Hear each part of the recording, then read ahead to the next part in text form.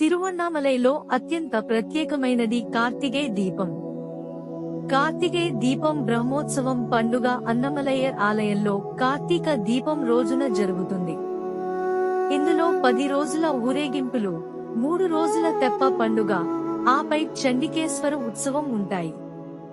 కార్తీక మాసంలోని కృత్తిక నక్షత్రం నాడు శివుడు తిరుమల్ మరియు బ్రహ్మం ఇద్దరికీ అగ్ని రూపంలో కనిపించాడు. ఈ రోజున దీపావళి జరుపుకుంటారు. తెల్లవారుజామున అన్నామలయ్యర్ మందిరంలో ఒక దీపం వెలిగించి దానితో పాటు మరో 5 దీపాలను వెలిగించి పూజిస్తారు. తరువాత దీపాలను కలిపి అన్నామలయ్యర్ దగ్గర ఉంచుతారు. దీనిని సూత్రం అంటారు. ఒకరు అనేకులవుతారు, అనేకులు ఒకటి అవుతారు.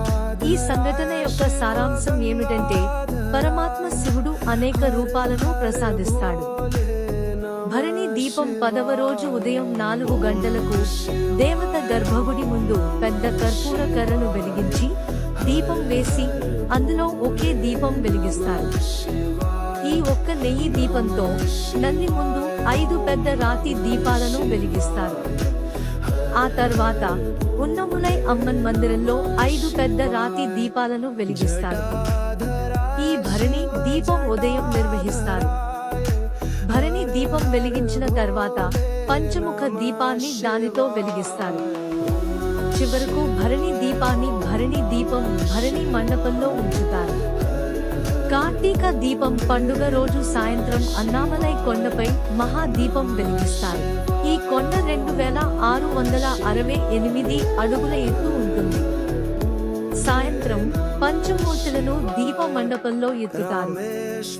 వారి తర్వాత సంవత్సరానికి ఒకసారి మాత్రమే కనిపించే అర్ధనారీశ్వర ఉత్సవ కోలాన్ని దీపం మండపానికి తీసుకువస్తారు.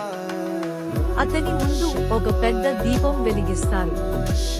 ఈ దీపం వెలిగించే సమయంలోనే కొండపై మహాదీపం వెలిగిస్తారు.